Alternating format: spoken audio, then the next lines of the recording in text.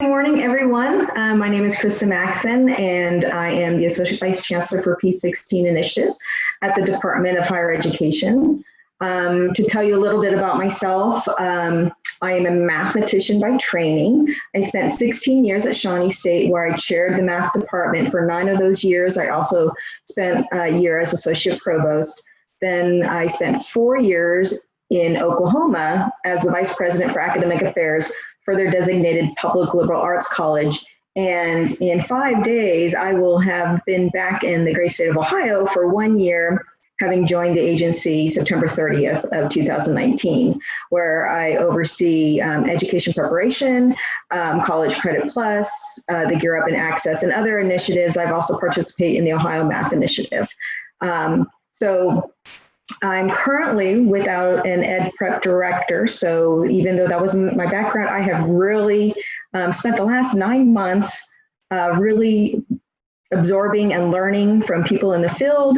And I'm going to talk a little bit about what has come from that experience for me. So starting in January, I was getting a lot of information from institutions that were letting me know they were moving away from national recognition, seeking national recognition with SPAs and seeking full state reviews. So I recruited a group of education professionals that are listed here. I also include Tom McGee, who's the director of the Office of Educator Licensure, to represent Department of Ed, to talk about what is going on with program review so that I could learn more. And we had our first meeting April 30th of the summer, and we were meeting every week, every Thursday. We spent our first meeting talking about the current program review process, the role of SPAs, the role of state reviews, what their concerns were. A lack of consistency and fairness was one of the issues, as well as the time work. So for those of you that aren't aware, the education preparation programs and the 2-year programs that go through state review, if they have national recognition from a SPA, they go through a limited state review currently and are done in-house. If they do not have national recognition, which I will tell you with the spring program reviews that were submitted, about 70 programs were submitted, only 1 was a limited state review. They are sent to consultants to do the review, those with expertise in that discipline. And the process takes, it's kind of messy because we have to get a contract, which can take anywhere from 6 to 8 weeks to execute.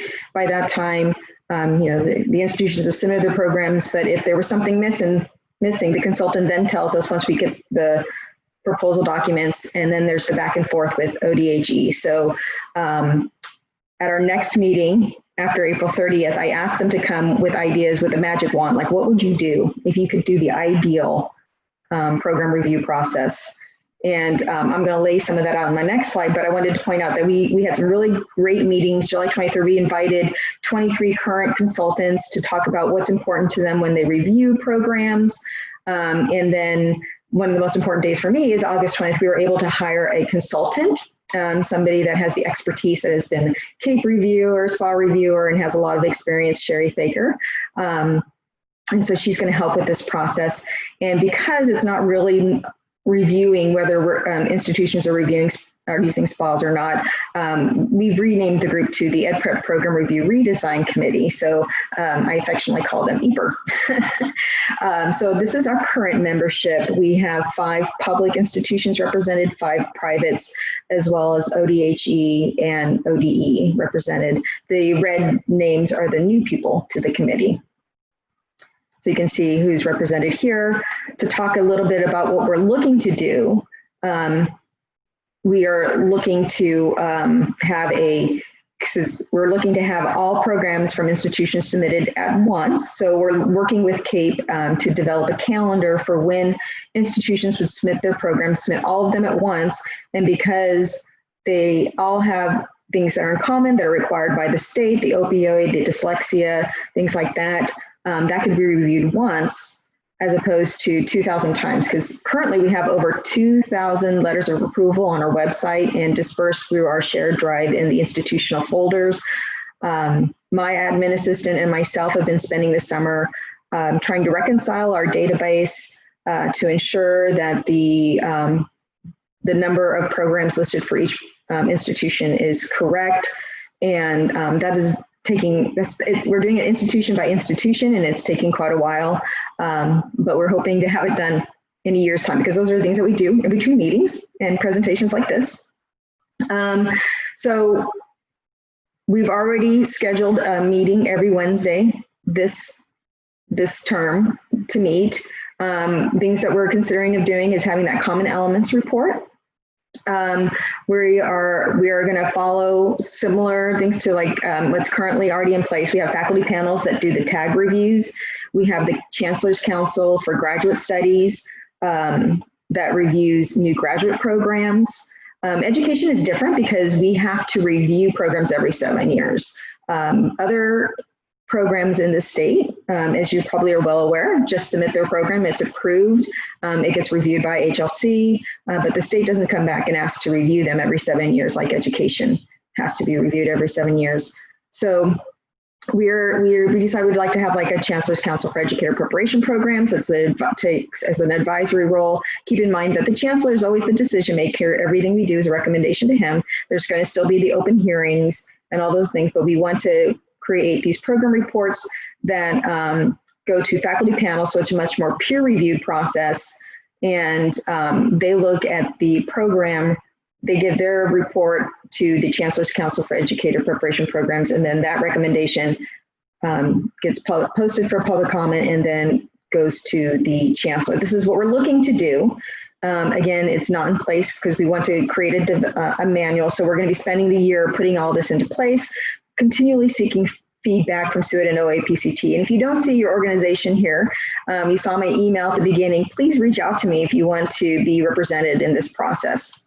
Because I'm always looking for as much input. I think of this as shared governance at the state level.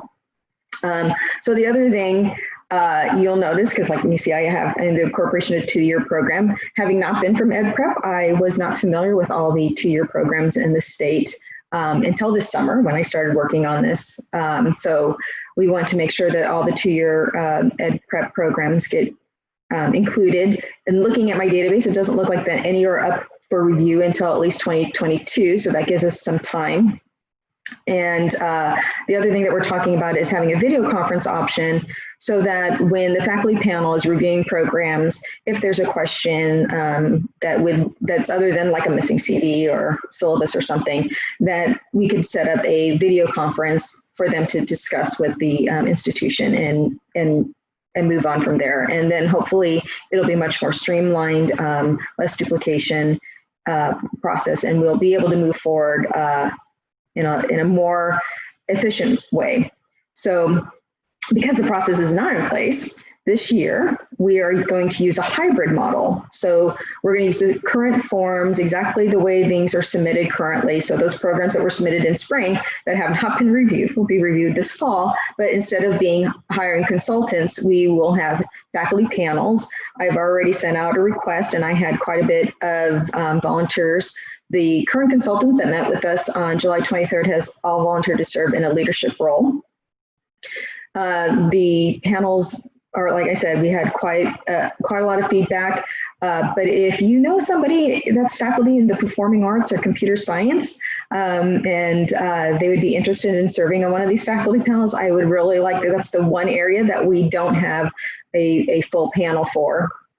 But being on one of these panels not only is going to help us get the reviews done this fall and spring, but also we'll be having a seat at the table for how this process is going to look moving forward. They're going to be able to see, well, this is what we currently do. This is currently how we check programs, what's working, what's not, and be able to provide input into what we do moving forward.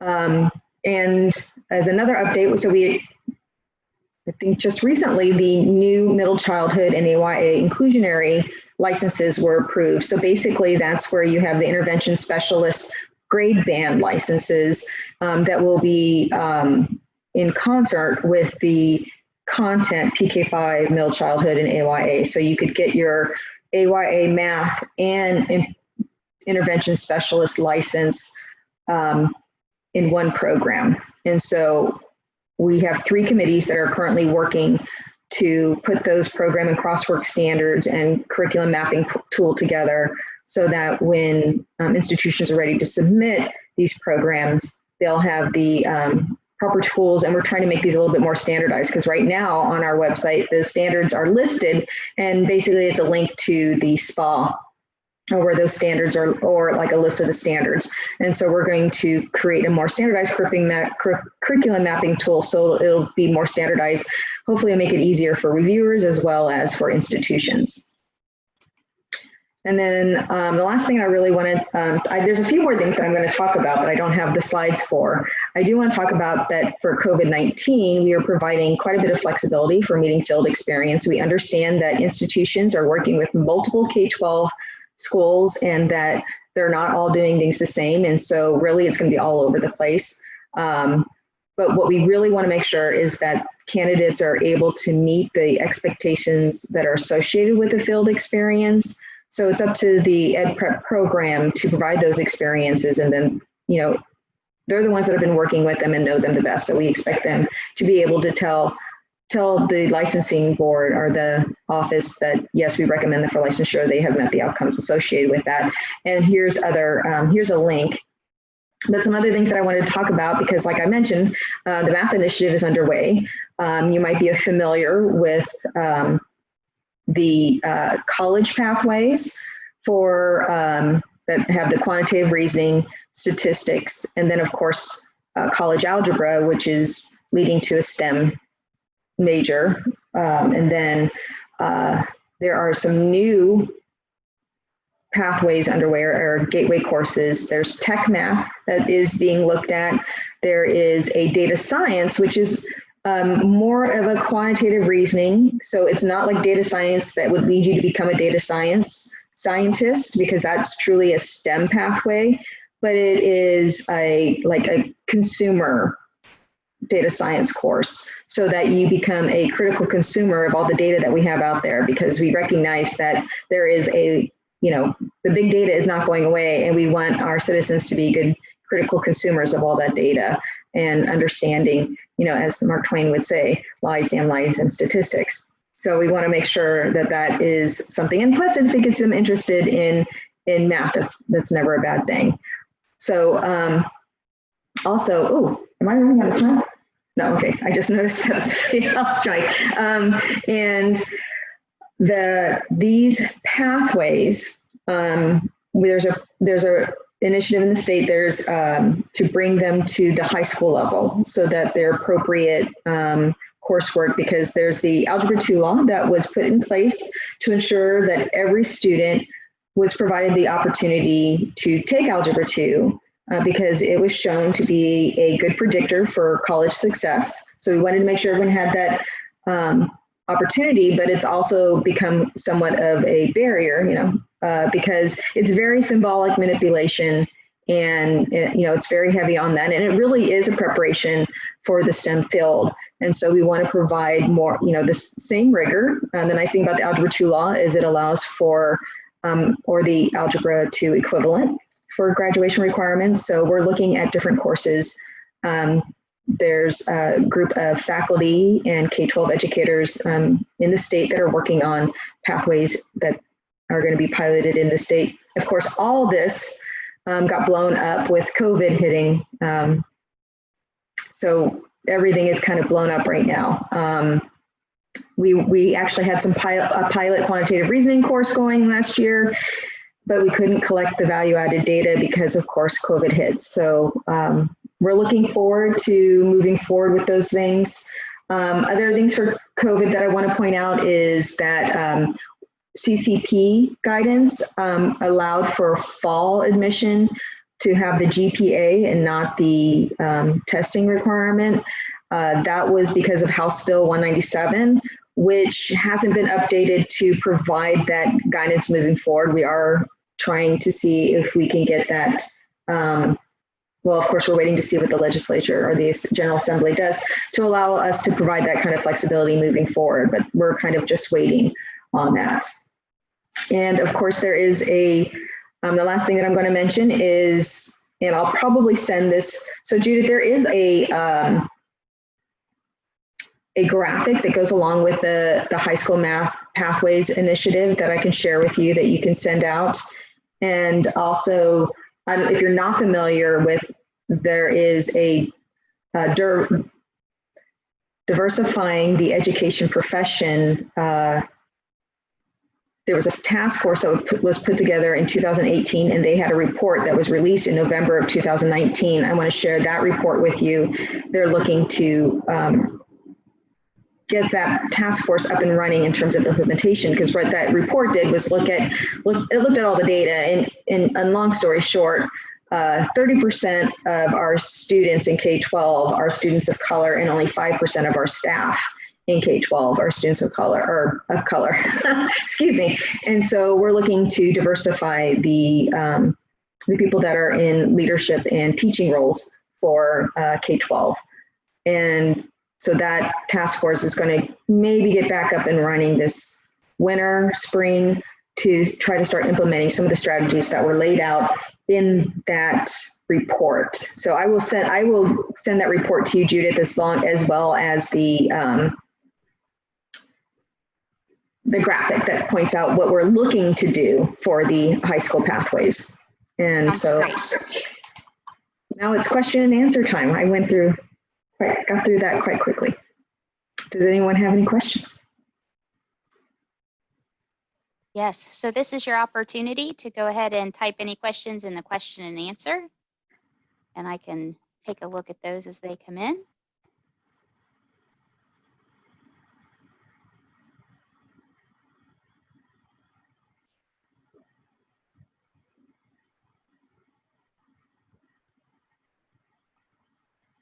We did have a comment from a professional that has had over 25 years experience in Montessori public schools starting their programs, and would love to see standardized standards charts. Yes, well, we are going to be working on getting, we are working on that. It's funny because one of the things that I learned, and this is how I feel about education preparation, is it's very complicated while being incredibly nuanced, but it's always changing. It's really hard to keep up with because it can be legislated to go one way or the other, and you have to keep up with it. So I'm doing my best to try to keep up with it. And I'm hoping that the process that we're outlining, at least for program review, will provide, because I got to tell you, when my ed prep director left January 2nd, and I suddenly became the owner of the ed prep mailbox, a lot of the mail that I would get is just like, well, how do I submit this, and what's required here? How would I answer this question? And I was learning, so it was hard. Sure.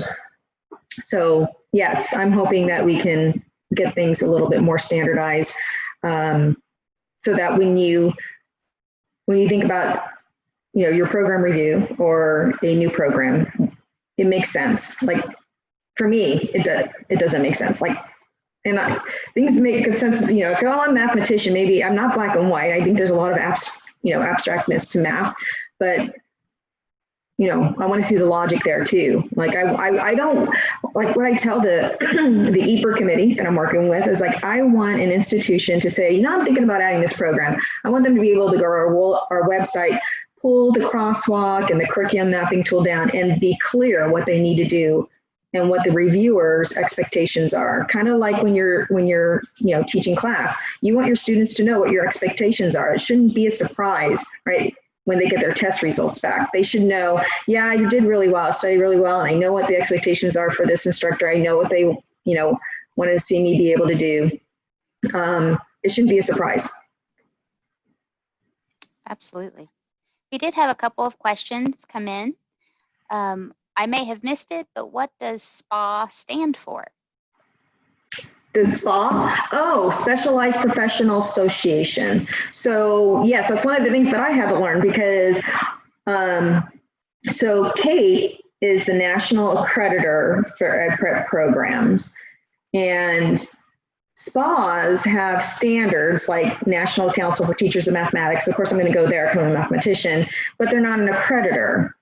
So they can review your program. And that's why I said, it's when institutions seek national recognition, because they're not accrediting them, they're recognize them as a good program, nationally recognized.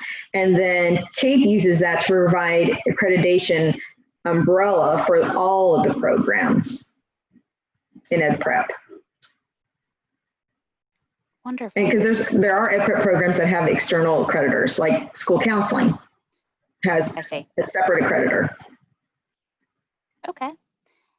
And then the next question, to clarify, given the COVID crisis, associate degree programs are able to complete the field experiences for students to include video in place of actual classroom, correct?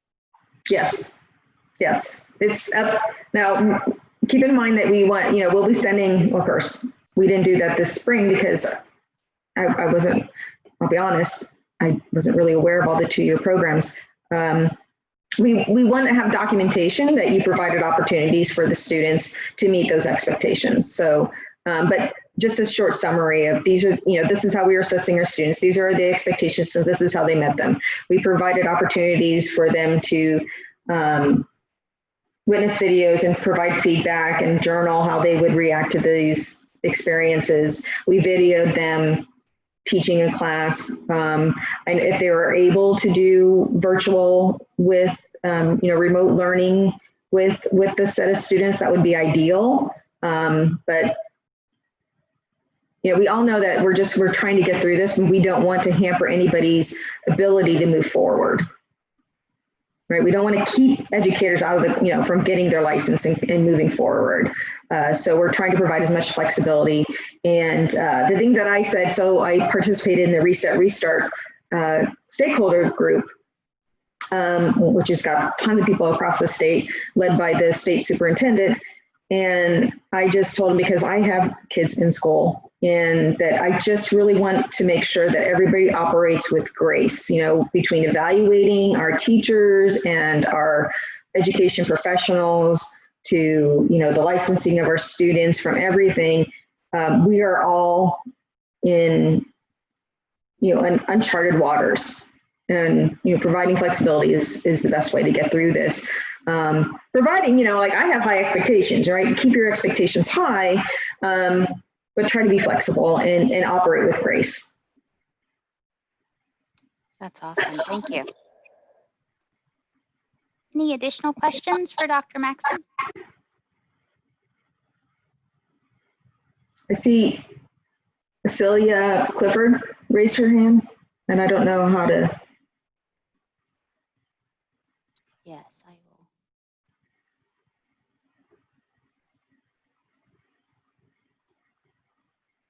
Let me see if I can.